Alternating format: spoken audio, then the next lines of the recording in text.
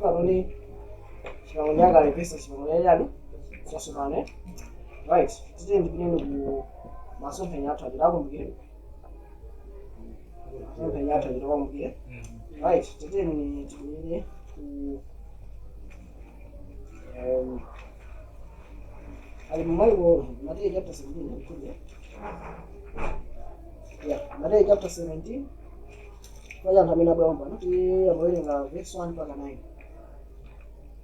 Matthew 17 verse 1 mpaka 9. verse 1. Ndipo atapita masiku asanu ndi limodzi, Yesu analenga Petro ndi Yakobo ndi Yohane m'bale wake, napita nawo paokha pa phiri lalitali. Verse 2. Ndipo iye anasandulika pamaso pawo, ndipo nkhope yake inawala monga dzuwa, ndi zovala zake zinakhala zoyera mbu monga kuwala. Verse 3. Ndipo onani, Mose ndi Eliya anaonekera kwa iwo, anali kulankhula ndi iye. Verse 4. Ndipo Petro anayankha nati kwa Yesu, Ambuye, kuli bwino kuti ife tikhale pano. Ngati mulola, ndi dzamanga pano misasa itatu, umodzi wa inu ndi wina wa Mose ndi wina wa Eliya. Verse 5. Manjira ino ngati umanga misasa itatu.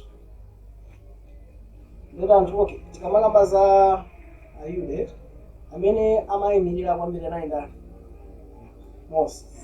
System yonse kwambira Pasika mpaka zonse mapando onse ate kuti kufunika azipita katatu pa chaka. Malamulo onse amene amayendesera dziko anali ndani Mose. Ndipo kumona Mose tinozerepe, ndipo mona Eliya amene anali akuyimirira aneneri onse amene anabwera pa tata Mose atatani aradusi. Tikaona bwino Chipangano chakale Mose ndi kudzera mwa iye Mulungu anakhazika Chipangano chonse yani chakale. Pamene abwera aneneri asakonjeza china chilichonse. Aneneri wanga wauza anthu kuti akhalebe m'Chipangano chakani cha Mulungu. Ndikuti tinozerepe. So Eliya tikukumbukira ndi amene anali pano kwambiri ndi aneneri anabale. So akuyimbira ngati neneri mmodzi amene analimbikitsa kwambiri kulambira kwa Mulungu wotani wona. Right? So akuona kuti pali Mose ndi palinso ndani Eliya apa mene zilimo timange misasa ingati Yesu sakhale pakati pa ndani pa iwo. Manje ena afunika amvere anthu onsewa bwanji mofanana. Ndikugati mwandipese zikuchitike. So munthu mwala uona Mose makhale apande taonadi munthu wankulu kwambiri. So chichitika nchani? Verse 5. Akadali chiyankhulire, onani mtambo wowala unawapimba iwo, ndipo onani mawu ali nkunena mtambo, uyu ndiye mwana wanga okondedwa, mwa iyeyu ndikondwera, mverani iye. Verse 6. Ndipo pamene ophunzira anamva, anagwa nkhope zawo pansi naopa waukulu. Verse 7. Ndipo Yesu anadza. Manje lena mafa zimachitike akuyankhula zimene zikamonana napinga kena kumawa kupika tu uyu ndiye ndani mumvere ndani mumvere. So manje lena Mulungu akufuna aonesere kuti Yesu Kristu ndi amene akufunika ndani averere. Ndikuti atinomenebe. Right? So tikaona pakona tino Mulungu akupereka ndani mwana wake amufunika ndani averere. Pajani Machitidwe chapter 2.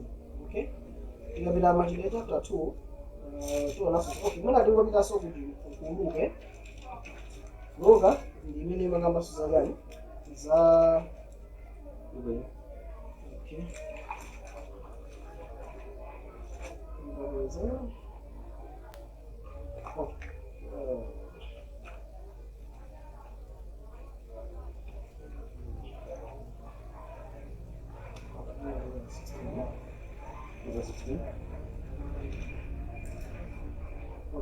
mafuna Luka umene amakamba so kuti Mose anabwera Eliya. Luka chapter 1. Okay, Luka chapter 9. Right.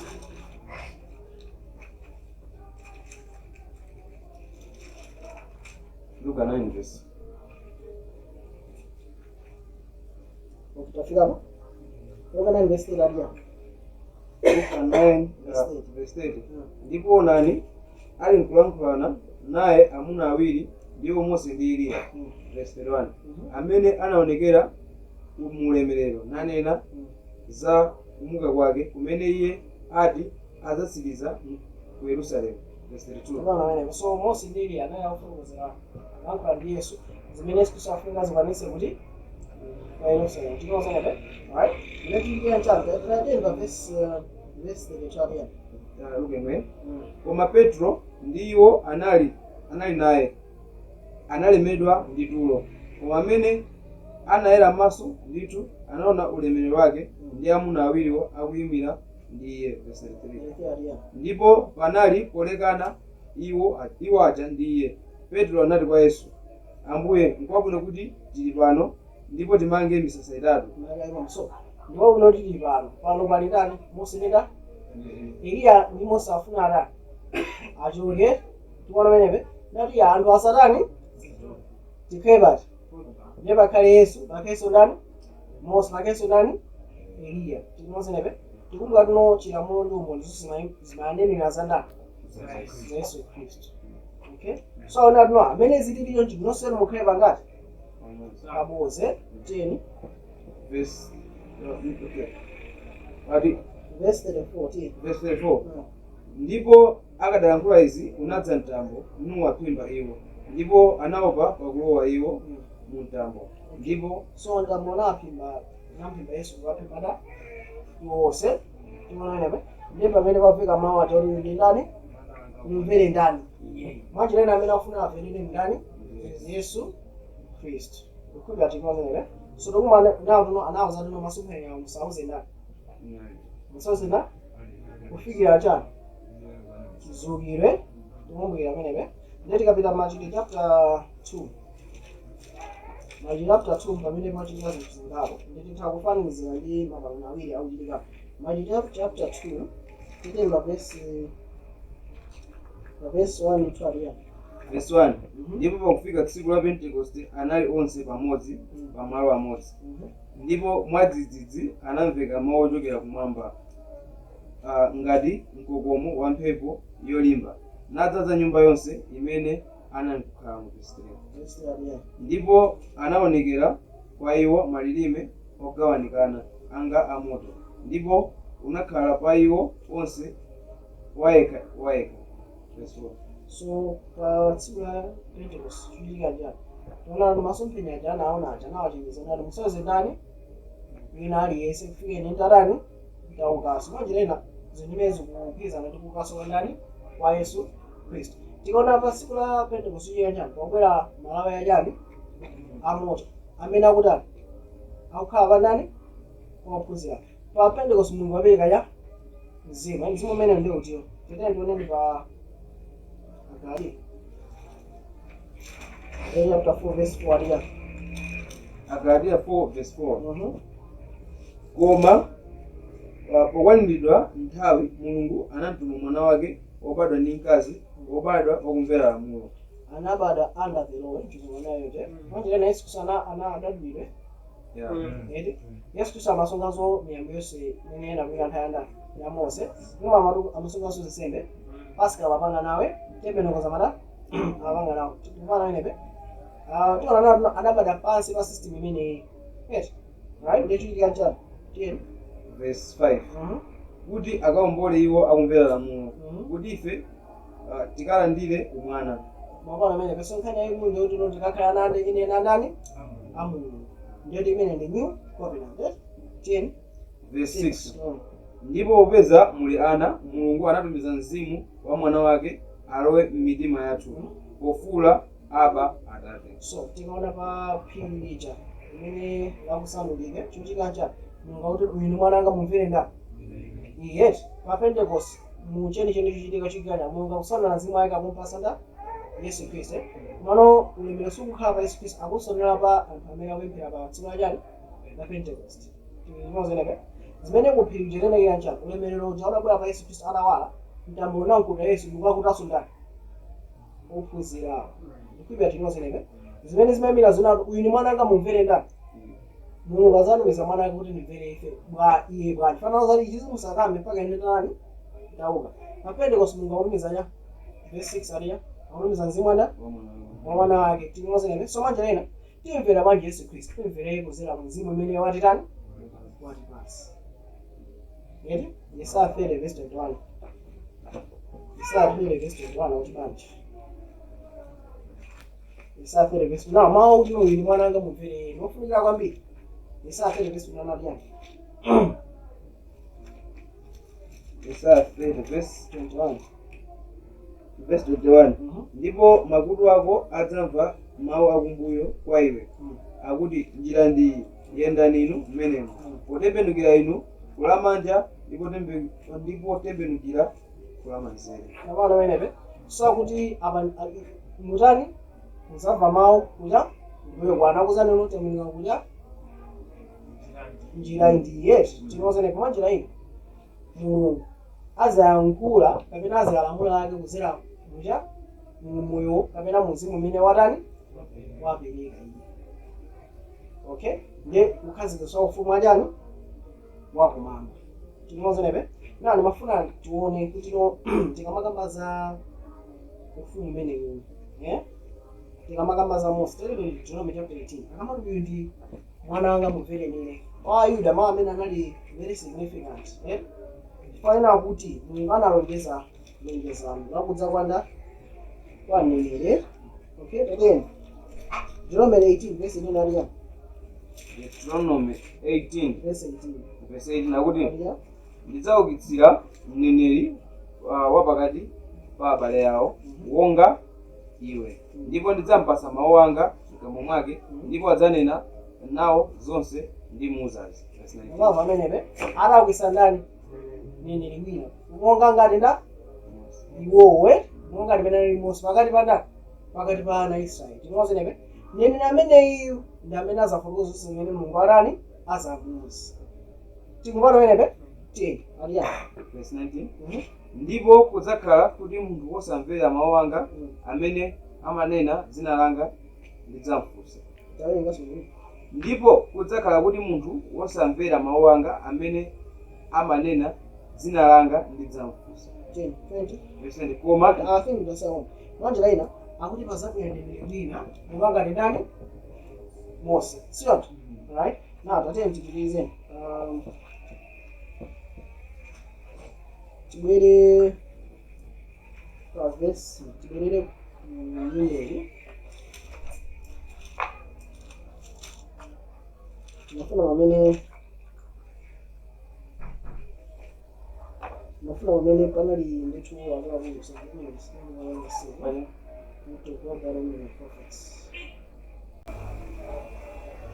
right and Numbers chapter 11 Kilabo right Numbers 11 yes I got 27 verse 27 ndipo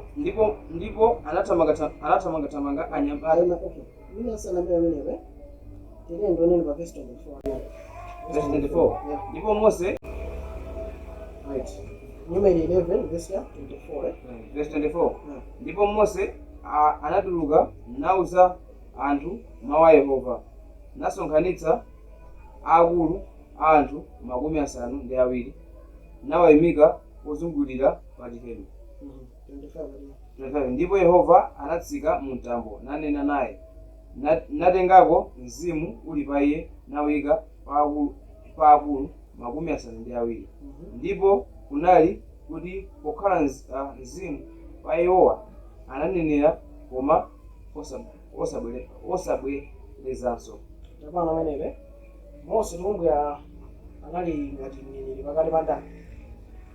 pakati pa ana Israeli tukumbukire muzira 12 ili makambalira muzira amene Mulungu anapulumutsa Israeli kuchoka ku Igupto muzira amene Israeli anasungike right so mneneri amene Mulungu anasankha naye ndani Mose ndino na chimene Mulungu apanga nyani akutenga mzimu umene anayika pa Mose akuyika pa anthu 70 tikuona menepe na 70 akupanga ya akunenelera ndikuti atinozenepe natona nawo kuno zimene zikuchitike analapongoza kana muzera kuti mufa muli mwane mumuda pange mutali mupeza anthu amene azoweruza milandu yaying'onoying'ono milandu yovuta kwambiri zipita kwa ndani ndiye kuti anthu agwire ntchito iyi Mulungu anamuza Mose abweretse anthu pamaso panga ndiye Mulungu akuti atenga zimene imene ili pa Mose kuyika pa ndani pa anthu ena usiwa ndikuti atinozenepe right so tete ndikuize ni msomo aliyapo So verse 27 ariyo.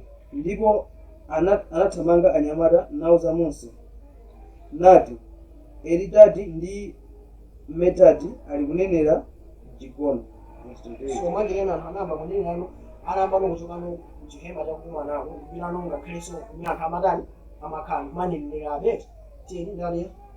Verse 28 ndipo Yoswa mwana wa Nuni mtumiki wa Mose kuyambira bwana wake anayankha nati, Mose mfumu yanga aletseni. Verse 29 koma Mose anati kwa iye, kodi uchita nsanje nawo chifukwa cha ine? Bwenzi anthu onse a Yehova atakhala aneneri, bwenzi Yehova atawayikira mzimu wake. Verse 20 takuona amenepe.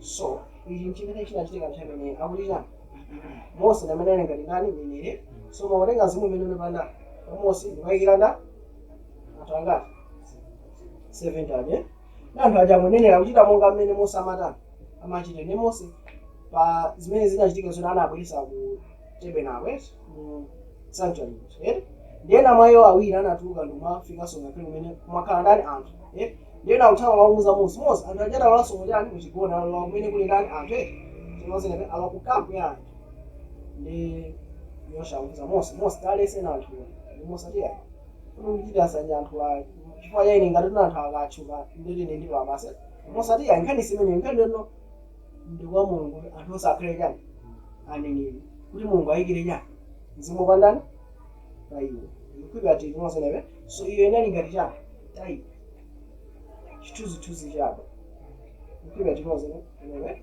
cheni chinayi chiti kudzera mwandani mwanene amene Mulungu adakatani adakatumiza. Yes ndipiteno ku Machitidwe chapter 3.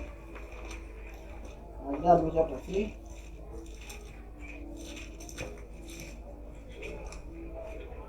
Yes. Machitidwe chapter 3. So amene wao pamene verse 22 Machitidwe 3 verse 22 Mosetu anati, Ambuye Mulungu adzaukitsira inu neneri mwa abale anu ngati ine, mudzamvera iye zinthu zilizonse akalankhule nanu. Zoba pamenepe Mose analosera kunena kuti kubwera mneneri wina mukakanena inewe iye mudzamvera iye muchani muchina chili chonse. Tikupa pamenepe mwatilena Mulungu adakatumiza mneneri wina wamkulu chimozimozi ngati mmene Mose amaonekera kwa ana ndani Aisraeli.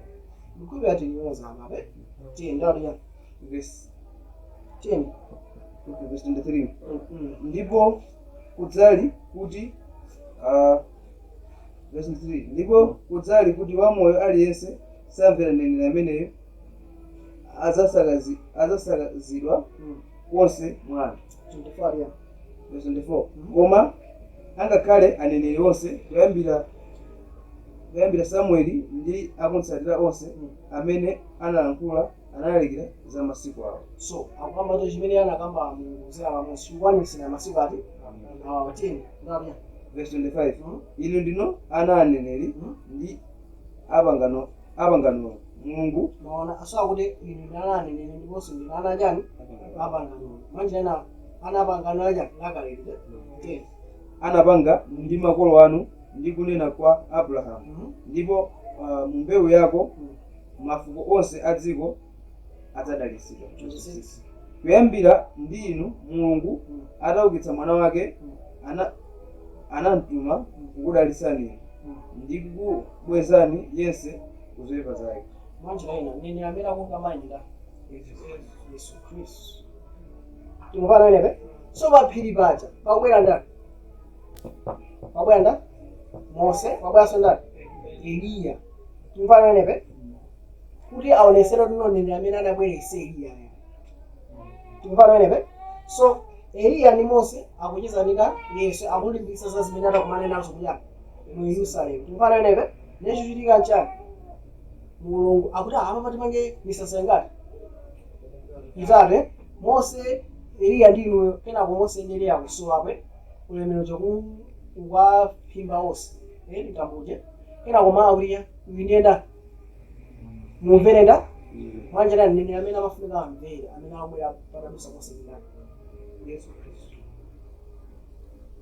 nda chinese chimene Yesu Kristu akunena tufuna chitani ndikuipa tinozenebe now Mose chinachita chani nganatenga zimu imene panda naipa Mose ndikapasa anthu angati 7 ndiye mulungu wapanga chani tini pa Matthew chapter 2 verse 16 aliya verse 16 yeah. Komatu ichi ndi chimene chinanenedwa ndi mneneri Yoweli. So Yoweli anachita lonse kasisa chinthu chiti chomwecho konoza nino ndanapanga lija ndipo ananilonse analosera za masiku ati so tikamaza mbewu ija tikamaza nini tikamaza munthu ngati amene ndani Yesu chilamulo chinabwera zilamanda kumano chene ndi chisomo zabwa manani Yesu Kristo ndakuti chanthu ine verse 17 ndipo kudzali masiku otsiriza ananena Mulungu ndizathira cha mzimu wanga pathupi lililonse ndipo ana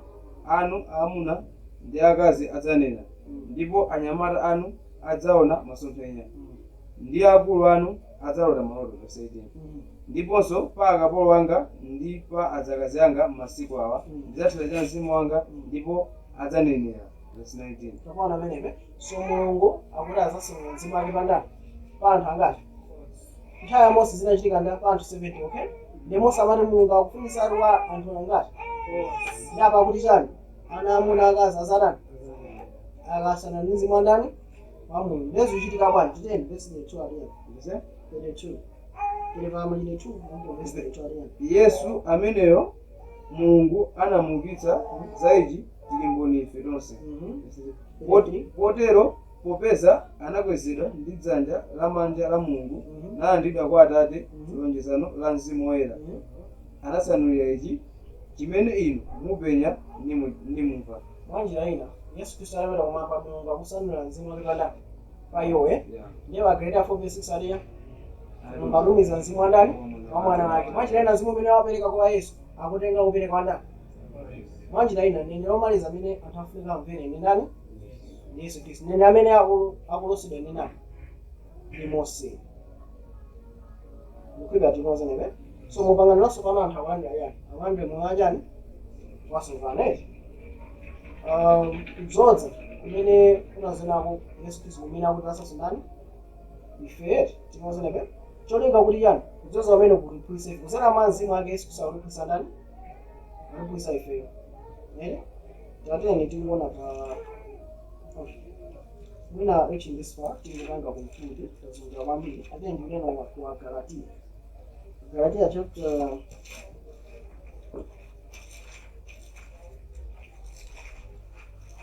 Galatiya chapter mwiri neteiti mwina azafunza kwambiri ujene mwani mambazo mwano nkhani imene inavuta kwambiri mukawerenga mabuka the Lord in Galatians and my lady When Galatians rushes my faith, amalimbana ndi camp ya jina lake US. Ngani mana malimbana ndi Acts Galatiya ndi chinapo chimene ukambira mu Galatiya ndi chiticho. Mwaza nabe?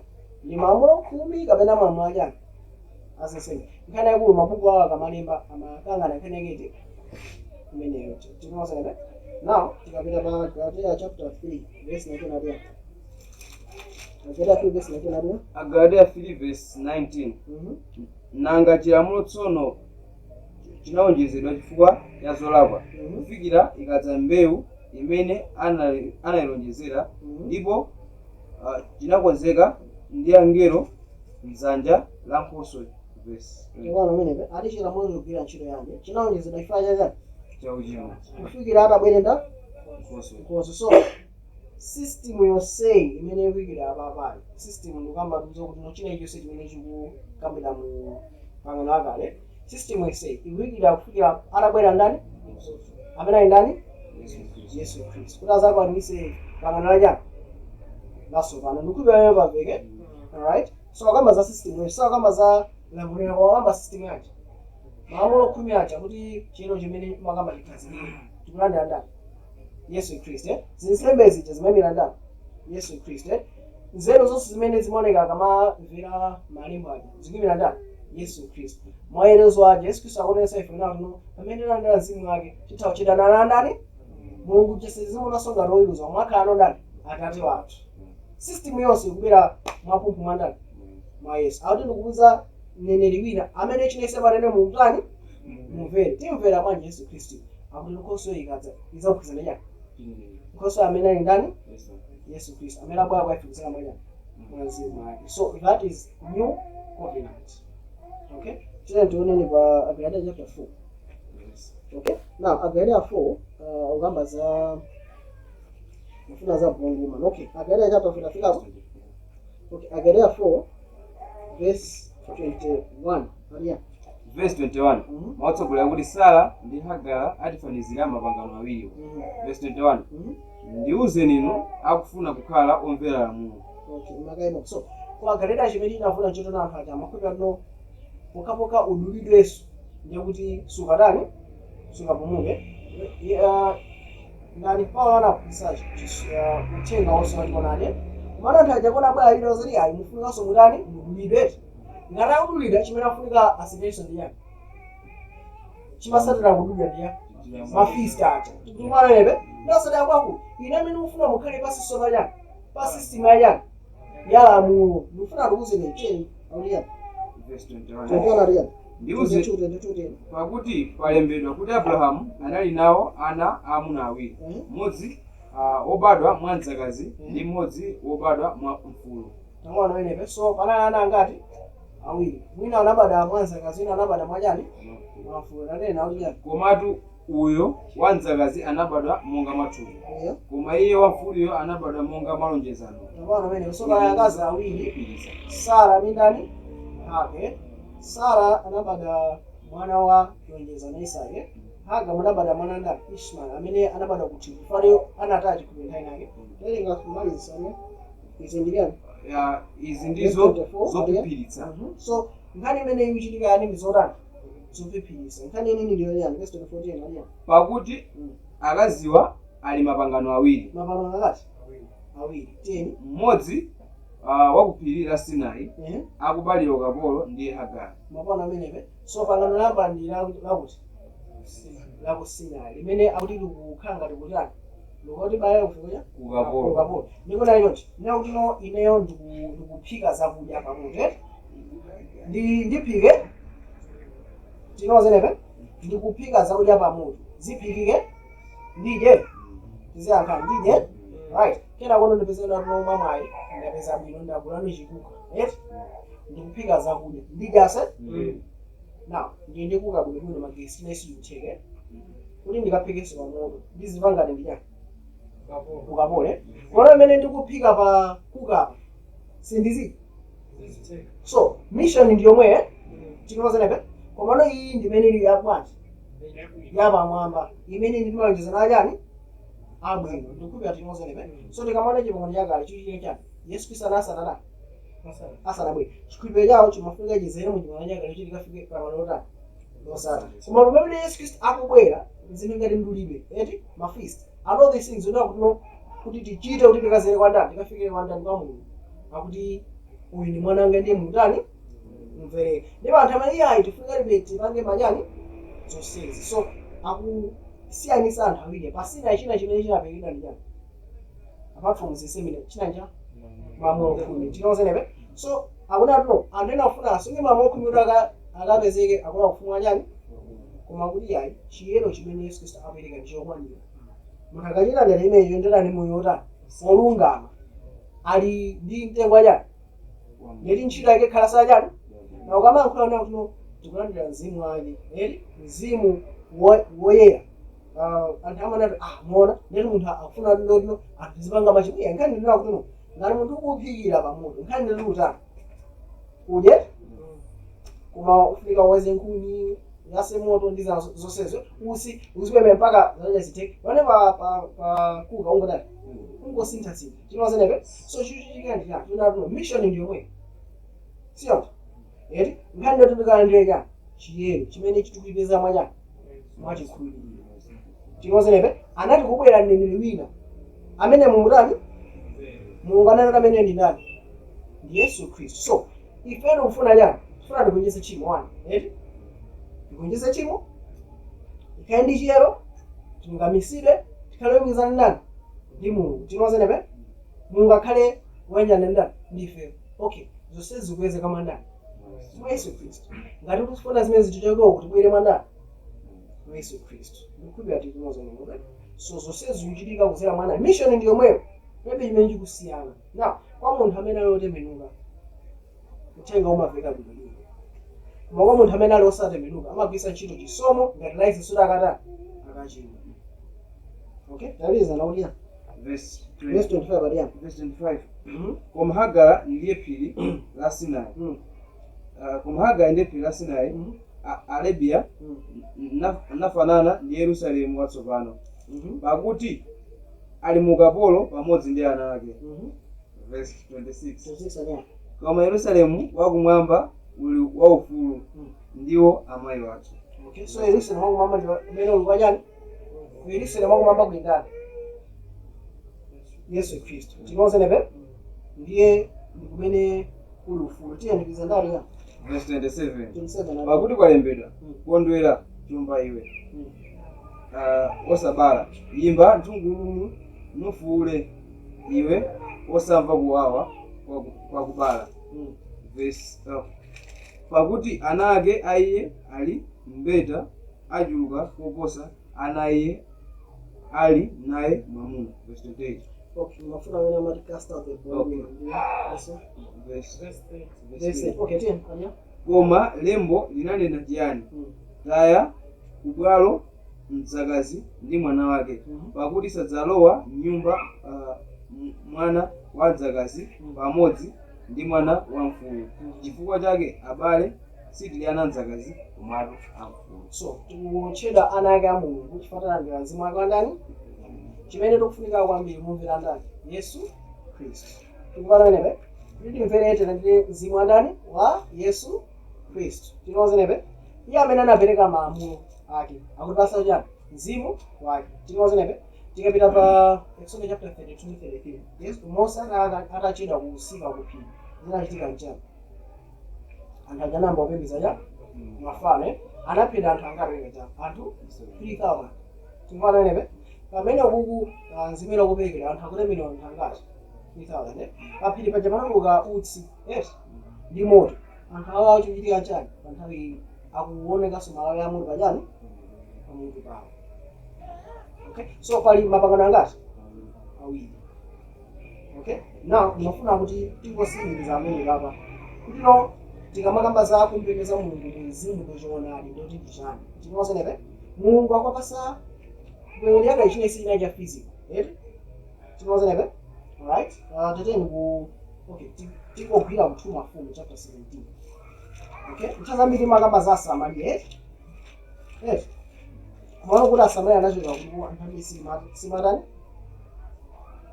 simazi okay so tateni ku Deuteronomy hai tikogwira mtuma fumu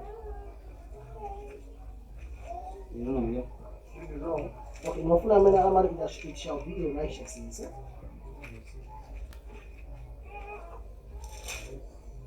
Deuteronomy 6 verse okay today Deuteronomy 6 verse 25 so Deuteronomy 6 verse 25 aliya ndipo kudzakhala kwa ife chilungamo ngati tisamalira tambira pa verse uji tambira pa verse 24 aliya verse 24 ndipo Yehova anatilamulira tizichita malemba awa onse kuopa Yehova Mulungu wathu kuti tipindule nako masiku onse kuti atisunge amoyo monga lero lino so akasunga malembo aja ngasunga waja mukone the promise is physical tabana menebe na tena tonene chenthawa aliya ndipo kudzakhala kwa ife chilungamo ngati tisamalira kuchita malamulo awa onse pamodzi pa Yehova Mulungu wathu monga anatilamulira ife so tikaona bwino bwino anthu okay tena ndimene tumafumu chapter 17 tikaona bwino mu chipangano chakale aliyense muno ngati tikufuna chiyero tichite chani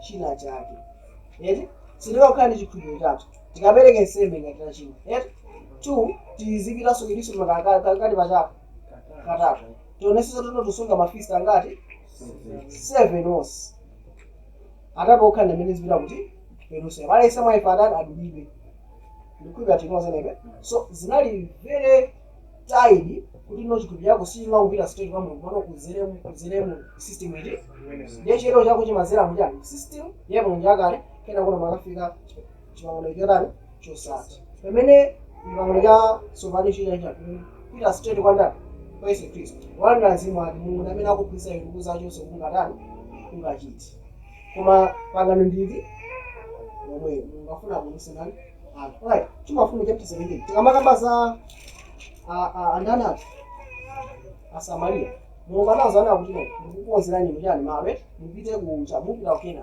kena kucha malawa chanagawa mauchi manya mafuko angati chope live kana mena nabe chani mabe anangumwazika mafuko chopa mene right ndipo chifukwa chimene china chani mwana wa Solomon zinachika chani anamuza akulu mondisotani pamuza basa nsonkhotani ufewe yanafunsa kwa nyamala za iwe oneselera ndi wahali kwambiri wazoti mine kukwapulani ndi yani kanina ndipanga zoseza azoti wendo mfumu yanapera manemene china cha mfumu wa Israeli unaphepa ngati awire mbiri mene tikizwe ndiye mafumu 10 kuntundako amacheda mafumu aja Israeli amene awiri amene Yuda ndi Benjamin pamodzi ndi Levi ngataraka amacheda mafumu ajani wa Yuda ndikuipa tinozeneka ndipo chifukwa chanena kuti no kuntundako kulibeko Yerusalemu kuti ali kumusike fuma mukena nawo ndiyeso jani mafano kuna anthu azimaongoza wepeza jani mulungu wina ndikuipa tinozeneka so Israeli imene inali ndithu mumafano kumayambiro ngakhale Yuda amabwera pajani pambuye ndiyete ndionene pamene pamo okay two mafumu chapter 17 tafikapo right okay tayilenga ni verse 22 ya tumafumu sa verse 22 ya verse 22 naenda na Israeli mzolakwa zonse za Yerobiamu zimene anazichita osazileka mpaka Yehova adachotsa Israeli pamaso pake monga adanena mwadzanja la atumiki ake onse aneneriwa momwemo Israeli Israeli anachotsedwa mdziko lawo kunka nawo ku Asuri mpaka lero lino. Mwaona mene so Israeli mafumu 10 onse afanana limo mafano kwambiri Mulungu analola mfumu ya Asiriya watenge onse apite kuti ukapolo chimozebe ndifata Asiriya ndimene Asuri mujinga wa Asiriya Asuri ndamene amamula dziko lonse lapansi anatenga mafumu 10 ndikwamwaza kuti kudziko lonse lapansi ndikuipa tinozenebe so mafumu 10 akanakangana tatu asowa Israeli athira pati pangosala yani Yuda ndiye kumene kumakhala Israeli mafumu 10 kumachita yani Samaria tinozenebe machita yani Samaria ndiye chuchitika nchani mafumu imene ikupanga yani tenen verse yani verse 26 ali yani verse 26 10 werengani verse 24 25 ndipo kunali poyamba iwo kukhala kumweko verse 24 ndipo mfumu ya Asuri anabwera nawo anthu ochokera ku Babulo ndi kukuta ndi ku Ava ndi ku Hamati ndi ku Safavaimu nawakhalisa midzi ya Samaria malo mwana Israeli nakhala iwo eni ake Asamaria nakhala midzi mwake so anthu a mitundu a Babeloni kusoka tchulakwe anthu achikonde amene anapawa makhala kumene kunali mafumu angati 10 mtunji tikuvana menepe so malo amene Mulungu analonjeza kuti mafumu angati 10 eri ndiye kumbali imodzi kumene kwasala Yuda kona Yesu Khristu anabadwa mfuko la jani la Yuda kuipa tinozenebe so amene anasala amene amachedwa ndi Yuda Majews tichondiya Ayuda okay Majews anali Levi Benjamin ndiya Yuda basi okay tukuvana menepe ndiye tisayona ndawo kuti Mulungu anawuzana kuti katatu pataka mumbite kuti mukamemeza kuti ndiye mitundu imene ya Samaria yamachita Samaria ifana makhala kumene machita yani Samaria inali yosamvera Mulungu mpaka mikango ina bwa kumazalani kumazadya yeti ndiye mfumu inafusa ni mozo ya aphunzitsi za Mulungu wakudogo nana aphunzitsi za Yehova mwana anthu amakhulupirira Yehova ndi wankulu kwambiri muope mwana amakhulupirira sili Mulungu wawo utino tinozene bana kuti Yehova ngati mozo wambiri yawo mwana Yehova ndi wankulu kuposa ina mwana ya mapembeza mafano mikango inasira kwatani kuwadya ndikhulupirira tikukonza chikope. Now fast forward kubwera nthawi yandani ya Yesu ndiye mwanjira ina iliyonse Ayuda amadana ndi ndani asamale ife achimenechi tikuona udani unambira palibe. Alright, tikanje timalizise Yohana chapter 4. Yohana chapter 4 tikumenewe Yohana right. Yohana chapter 4 aliyana wakumana ndi mzimayi wa Samaria amene then verse 4 aliyana verse 21 aliyana verse 21. okay tayambira verse 19 aliyana verse 19 chapter hii twapangapo studies ambiri mwana kuti kuona majanga verse 19 aliyana mkazi ananena ndiye Ambuye ndizindikira kuti muli mneneri.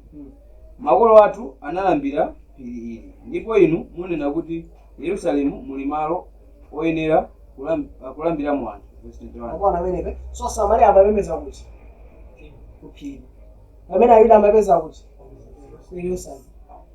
Akwana amenepe kusiyane Mulungu alamulira ana Israeli amapembedza kuti ku Yerusalemu. Ona Samaria amapembedza kuti kuphiri.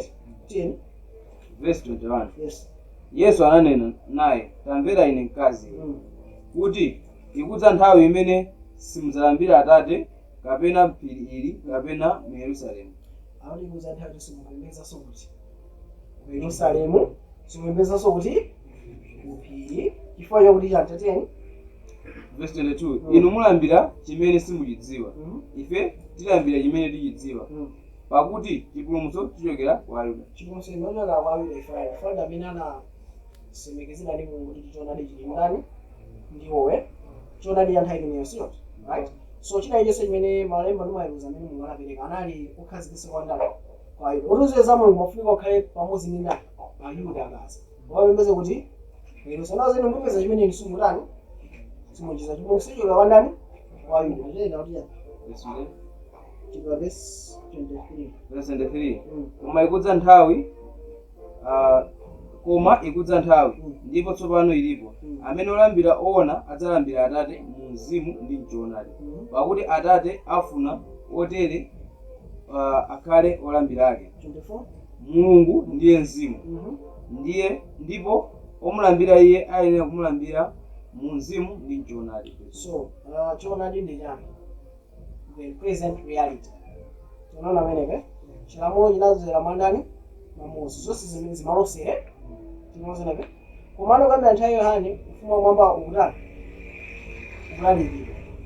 eri mwanjiraenda pamene tikubwera kwa Mulungu tikufunika tibwere tikudziwa chimene tikutani tikuchita kodi ndi choonadi chimene chasogolera kwa ife kuyamba kodi Yesu Khristu anabwera chinasintha ndi chani tikumana amenepe. So muchimenecho chimene tikufunika tidzere kwa ndani kwa Mulungu achita kazara kwako sizoti muzapembedza mukaphiri yake kumene mukaya Yerusalemu koma Yesu anakambanso ndi chani pamene ali awiri apale atatu nenso ndili pati kumene ndikupembedza muzimu ndi chani ndi choonadi. Ndiyoti ngatapembedza muzimu paja mzimu ukhala mzimu wa ndani wa Yesu Khristu chinozenepe ndiyoti afuna amvere ndani iye komanso china china tino afunika ampembedze Mulungu chani muchoonadi muma reality zonse amene asegulika kufika Yesu Khristu atangotani atangobwera ndikukhulupirira tinozenepe ndero anakale kuti atino azima awiri achapembera pemwe chakale ndi chipangano chani chatsopano. Okay, tiyende ku Aheberi. So Aheberi chapter 12 fika tutamalizira ngo Aheberi chapter 12 tafikapo Yeah. right. Aheberi chapter 12 verse 18 aliya Verse 18. Pakuti simunayandikira phiri lokhudzika ndi lakupsa moto ndi pakudabi ndi ndima ndi namondo. Verse 19. ati sitinadze kuphiri lakupsa moto ndi namondo akukambazanyana pa sina yes 10 aliya Verse 19. Ndipo mawu alipenga ndi manenedwe amawu manenedwe amene iwo adamvawo anapempha kuti asawonjezerapo mawu. Verse 20. Pamenepe so anthu wa Mulungu adayankhula anathawa kuti Mulungu asanayankhule ndipo anawuzana kuti kuphiriri wina lesa akangoyandikira afunika abayire ndi yani ndi nthungo tokumwe amene pate anayika kuti nyama munthu asayandikira amene atangoyandikira afunika atani abayire bwino ndiyakutiza ife sitikudza kuti kumeneko tatiye ndipitize nakuya verse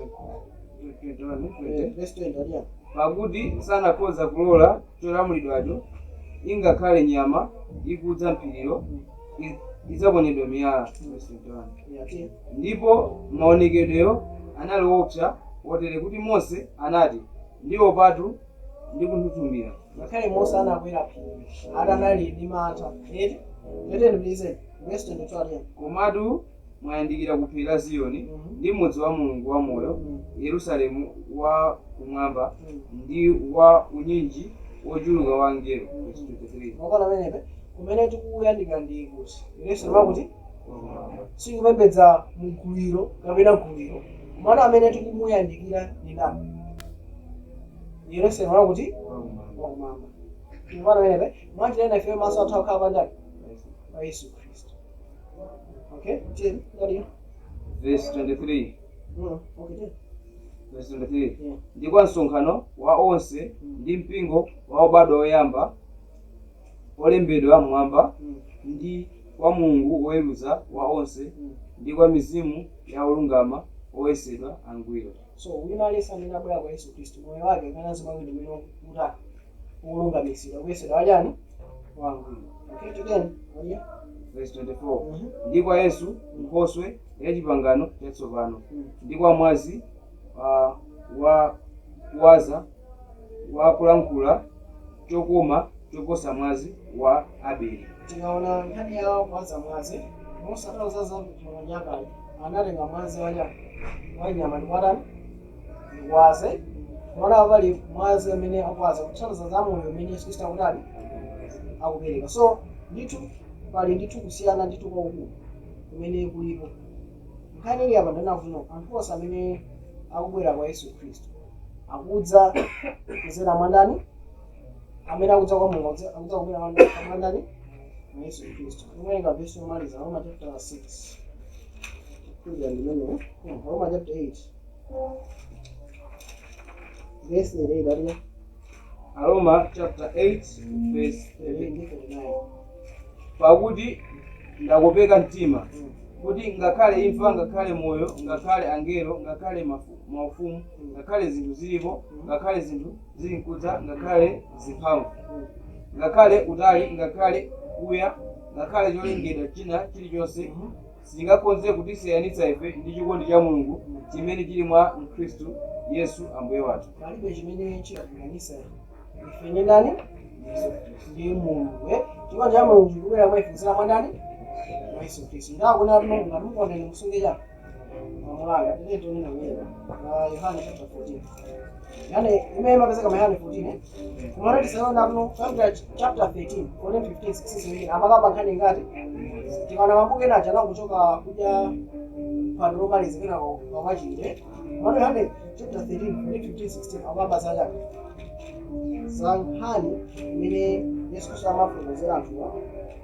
Tena Yohane chapter 13 verse yake ya 14 34 ya Yohane 13 verse 44 aulia verse 44 ndikupatsani inu lamulo latsopano kuti mukondane wina ndi mnzake monga ndakonda inu kuti inunso mukondane wina ndi mnzake. Mwana wene akuna tukasefera mwaya inu mukondane wina ndi ndani monga ine ndakonda ndani inu tiyeni.